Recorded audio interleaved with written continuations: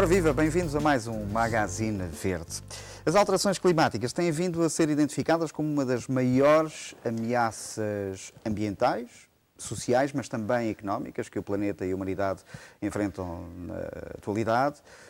A região autónoma dos Açores é vulnerável, a sua vulnerabilidade é efetiva neste domínio e por isso importa ações de concertação, ações assertivas que permitam que a nossa sociedade consiga mitigar este problema. A região conta, de resto, desde 2011, com um plano estratégico para as alterações climáticas. Vamos conhecer o que tem sido feito nesta área ao longo dos últimos anos, junto da nossa convidada de hoje, a engenheira Ana Marisa Goulart, da Direção Regional do Ambiente. Muito bem-vinda a este Magazine Verde, engenheira. Vamos começar, talvez, por identificar este problema. Porquê é que as alterações climáticas representam uma ameaça tão grande?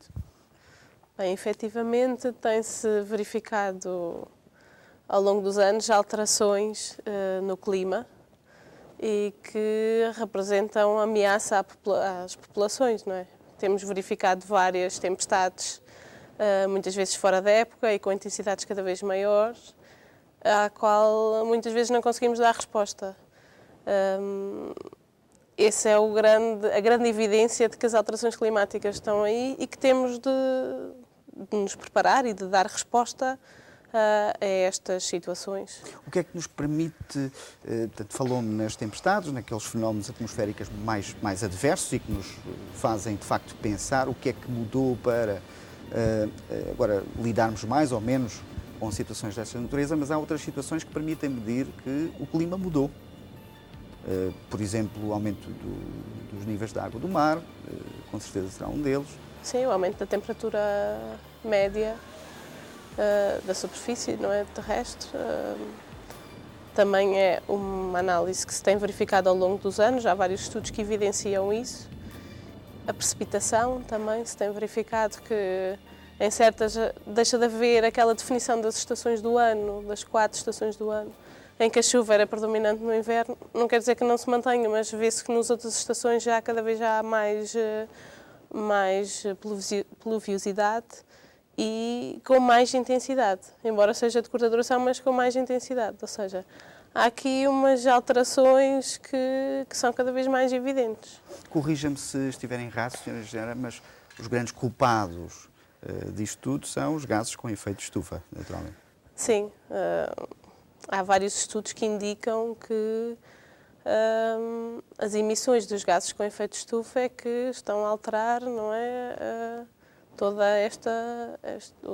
o clima, não é? No fundo, de uma maneira muito simples, para um leigo na matéria como eu, nós demos cabo da nossa camada de ozono, portanto, teremos um aumento da temperatura, causa de gelo e, portanto, tudo o que daí advém causa fenómenos estranhos e para os quais não estamos habituados. Sim, essencialmente o efeito de estufa, que é um processo natural, não é? Com as emissões provocam um aumento da temperatura e que destabiliza todo o sistema climático, não é? Que começa a haver todas estas alterações. Que estimativas é que dispomos atualmente do nosso contributo negativo para estas alterações climáticas?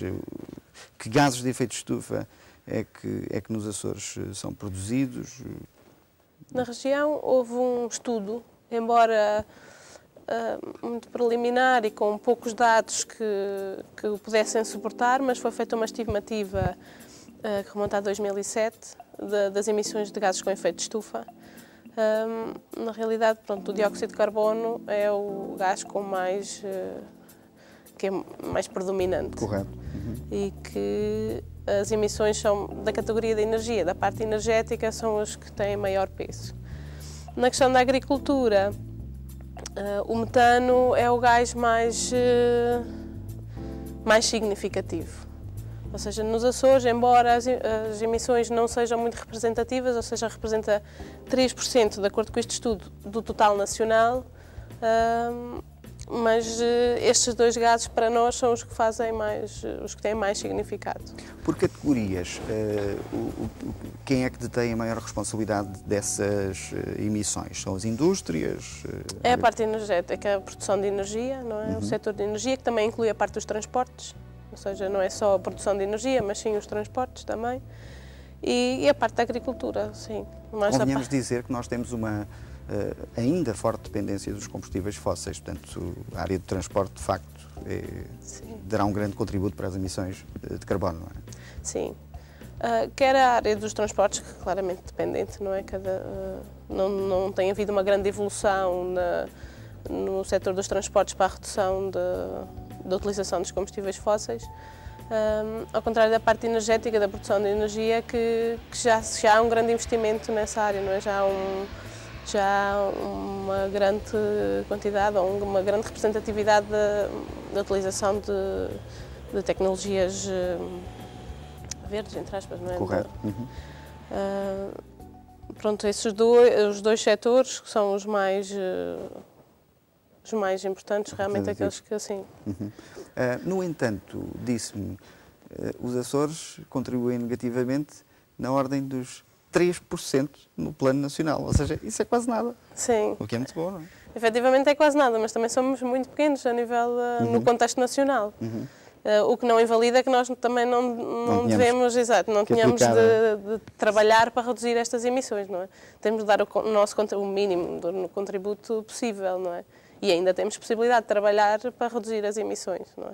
Portanto, aquela ideia que nós temos que as indústrias são poluidoras, portanto, no caso dos Açores, foi um número a que tive acesso e que me surpreendeu, as indústrias nos Açores, por serem também tão poucas, não é? Não temos propriamente grandes parques industriais, mas são responsáveis apenas por 0,1% dessas emissões. Portanto, a agricultura aqui será a categoria mais representativa, não é? E que obriga naturalmente a estudos e a considerarmos outras formas de mitigar este problema, não é? Efetivamente, as nossas indústrias são pequenas, não é? Mais uma vez no contexto nacional. Mas existem indústrias com grandes emissões, não é? Que têm os seus planos de controle e que representam realmente, de acordo com este estudo, feito em 2007, sim, o 0,1% do total das emissões. Na agricultura, como os Açores vivem, a agricultura tem um grande peso, claro, não é? Naturalmente. E neste caso a parte da fermentação entérea, que é a produção do gás pelos ruminantes, tem um peso bastante elevado, não é? Porque a produção bovina, não é? Neste caso, tem bastante peso. Embora, pronto, no contexto não seja muito, mas para a realidade dos Açores, sim, tem um grande peso. Ainda assim, contribuímos muito pouco nesse aspecto negativo, mas teremos que adotar naturalmente situações corretivas. Onde é que eu queria chegar? Estamos a fazer investimentos, até 2020 temos metas traçadas para apostas em renováveis, para reduzir a nossa dependência energética. Há algo que faz contrabalançar também as nossas emissões de carbono, que são as nossas florestas. Portanto, são chamados os sumidouros, é aquilo que faz depois contrabalançar as emissões. Nós temos muito verde, mas de facto não temos grandes espaços florestais que nos permitam ter um equilíbrio maior, não é? Sim, na realidade, pronto, mais uma vez, com base nesse estudo, verifica-se que o sumidor de carbono, pronto, não consegue equilibrar, mas na realidade... Não deixa de ser interessante o número, Sim. Mas ainda estamos longe de atingir esse equilíbrio, não é? Sim. Não sei se será fácil realmente atingir um equilíbrio de acordo com as emissões e com o sumidor de carbono. Interessa realmente aumentar os sumidores, não é? As áreas florestais para fixar o carbono. Em 2011, o que é que criámos na região? Um plano regional, um plano estratégico para as alterações climáticas. Que objetivos centrais é que poderemos aqui estabelecer? Para já, em 2011, foi criada a Estratégia Regional para as Alterações Climáticas, que definiu as linhas orientadoras nesta matéria e define que o Governo Regional tem de implementar um plano regional para as alterações climáticas. E é o que está a ser feito neste momento, que foi lançado um concurso, que foi adjudicado a uma entidade, a um consórcio, que está a elaborar este plano. Começou em outubro passado e agora ainda está numa fase muito inicial, mas o objetivo realmente é elaborar uma estratégia, não é? Ter medidas de mitigação e de adaptação às alterações climáticas. Um plano de 2011, mas, conforme a Sra. Engenheira disse, em 2007 já tínhamos começado a trabalhar neste aspecto, portanto, os primeiros números remontam a essa data. Sim, em 2007 fez-se uma primeira análise, não é? Uma primeira estimativa de emissões, embora com poucos dados, mas conseguiu-se fazer uma estimativa. O que nós queremos fazer agora é tornar realmente ter noção da realidade das emissões da região, com base na informação que nós temos, não é? Que muitas vezes é difícil de obter, mas com base também nas metodologias que se aplicam, é possível chegar a conclusões e com este plano vamos ter a percepção de quais são as emissões que nós temos na região, por setor e por tipo de gás. O que nos vai permitir ter mais conhecimento e, com base nisso, adotar medidas para mitigar, para minimizar, reduzir as emissões. Mas não acordámos muito tarde para este problema. Houve quem acordasse mais tarde. Portanto... Sim, acaba por isto ser um contexto europeu, não é? Cada vez mais as alterações climáticas, europeu e mundial, não é? Mas cada vez mais as alterações climáticas são uma evidência, torna quase obrigatório que os diversos países e as diversas regiões se dediquem a esta temática, não é? Este plano regional para as alterações climáticas é também uma ajuda, um contributo para que se atinjam as chamadas metas 20-20-20?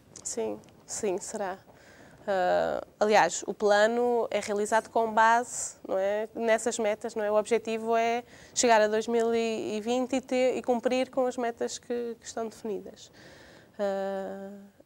Pronto, à partida, em relação à redução da dependência fóssil, não é? E à utilização de energias alternativas, os Açores já têm uma grande cota, uma grande percentagem, não é? À partida, esse será uma meta que não será, que até se pode dizer que já ultrapassamos.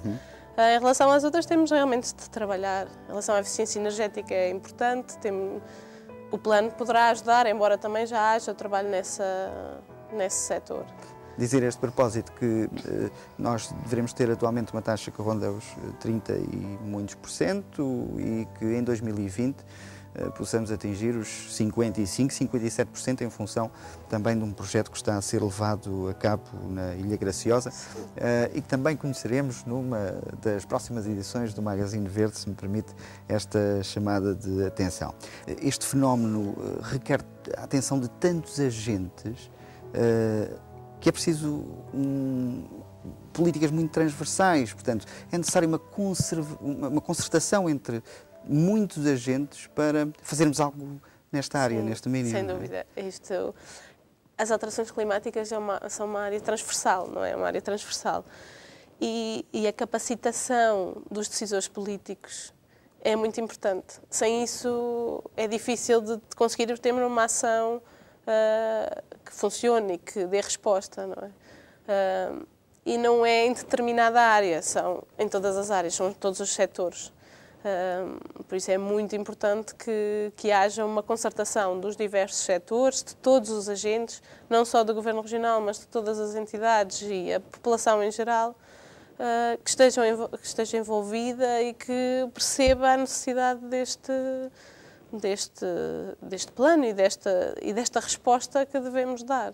Há também uma compatibilidade, naturalmente, que se quer efetiva, entre aquilo que estamos a fazer nos Açores, mas também no plano nacional e no plano comunitário. Não é? Sim, além disso, um dos nossos objetivos na elaboração deste plano é que seja compatível com a estratégia nacional, que se consiga haver uma ligação entre os dois e, obviamente, as diretrizes são europeias, por isso, a nível comunitário também haverá uma linha de orientação que caberá todos os planos ou todas as estratégias estão interligadas, não é? Acaba por haver uma ligação forte. Um dos pressupostos do Plano Regional de Alterações Climáticas é a criação de workshops, creio que foi realizado um recentemente. Que balanço é que podemos fazer do evento? Foi bastante positivo. Fizemos um workshop inicial de consulta a stakeholders. O objetivo era recolher o máximo de informação possível dos diversos setores para que a equipa que está a elaborar o plano consiga conhecer a realidade regional e, a partir daí, crie o trabalho, não é? Crie as medidas que serão necessárias para a nossa realidade. E foi muito positivo. Tiveram presentes cerca de 80 pessoas, dos vários setores. Cá está a situação e o caráter transversal. Sim, exatamente. Nós definimos os setores mais importantes neste plano para trabalhar, que é o caso da biodiversidade, dos recursos naturais, a parte das pescas, do turismo, energia e transportes, agricultura e florestas, todos os setores que são realmente importantes nos Açores.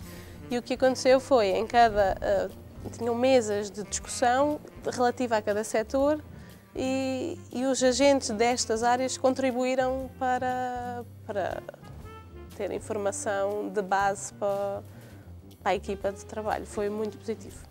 Mas entendo que a sociedade açoriana, de uma forma em geral, todos estes agentes económicos, sociais, etc., estão sensibilizados para esta questão? Sim, de modo geral eu penso que sim. Embora também tenha de existir um esforço da nossa parte, que estamos a trabalhar nestas áreas, para chamar as pessoas e para sensibilizá-las para estes temas. Mas, de um modo geral, eu penso que a maior parte das entidades estão sensibilizadas para isto. Temos apostado na educação das crianças neste aspecto, ou é algo que é sensível e que as pode assustar da forma como lidamos? Eu penso que não. Nesse aspecto, eu acho que temos de trabalhar mais a sensibilização, nesta área. Acho que se trabalha bem a nível de sensibilização ambiental, nas diversas áreas, mas penso que agora, também com a criação deste plano, será importante trabalhar na sensibilização das crianças e da população em geral. Mas sim, na parte das escolas...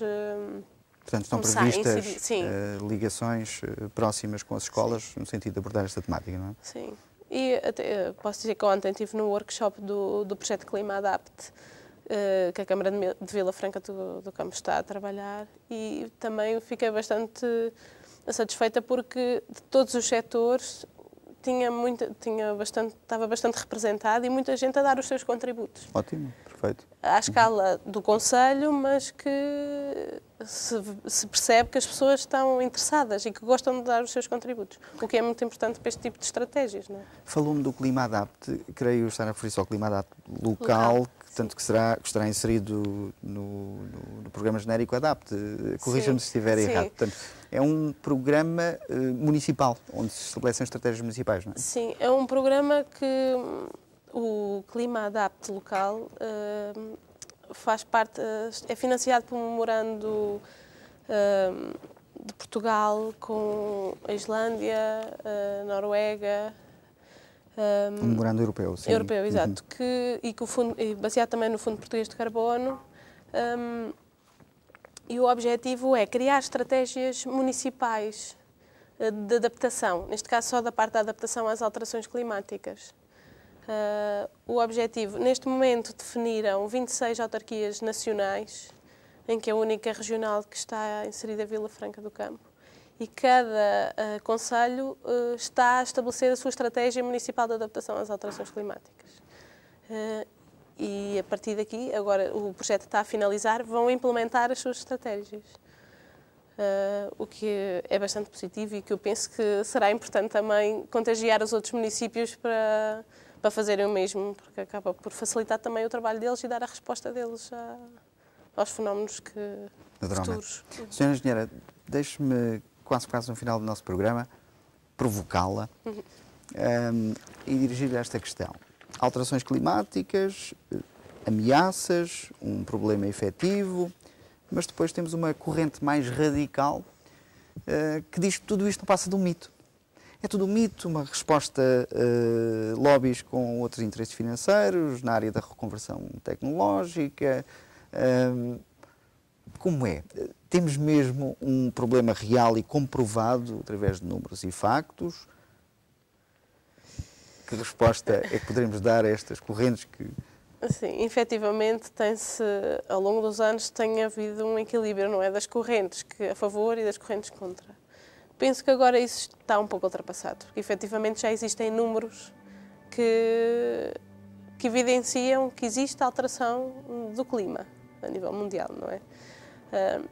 E também temos a prova disso que em dezembro, em Paris, houve um acordo internacional que há muitos anos que é trabalhado e que nunca se conseguiu atingir. E que Tínhamos agora... Kyoto, este Paris talvez seja o mais, sim, mais importante pós-Kyoto, não é? Sim, exatamente. Ou seja, um acordo internacional para que se minimize, para que se diminua as emissões dos gases com efeito de estufa, não é? E que se combata e se atinja o limite dos 2% dos 2 graus de temperatura da superfície, ou seja, tentar limitar para que todos os países contribuam para isso. Portanto, acordámos e efetivamente... Sim, parece-me que o mito já foi ultrapassado. Já foi ultrapassado.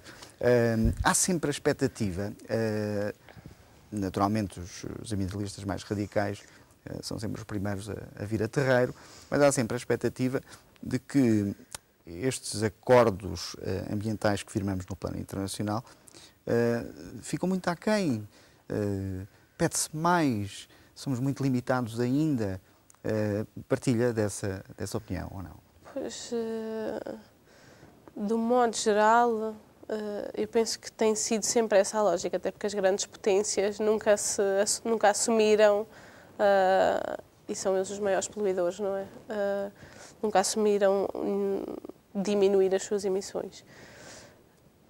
Agora, com este novo acordo, vamos ver o que é que é possível fazer. Parece existir uma luz ao fundo do túnel. Há uma luz, túnel. Exatamente, sim, sem dúvida. Sem dúvida. Engenheira Ana Marisa Goulart, foi um enorme prazer estar à conversa consigo sobre estas temáticas. Muito sucesso neste plano estratégico que temos em curso, que corra tudo pelo melhor e que de facto consigamos contrariar as nossas emissões, portanto, gravosas, para o nosso meio ambiente. Muito obrigado mais uma vez. Foi o Magazine Verde de hoje. Vamos voltar na próxima semana. Vamos falar-lhe do Myosotis Açores. Trata-se de um galardão muito importante para premiar, digamos assim, o desempenho ambiental dos alojamentos turísticos da região. Um ótimo tema de conversa para a próxima semana. Até lá.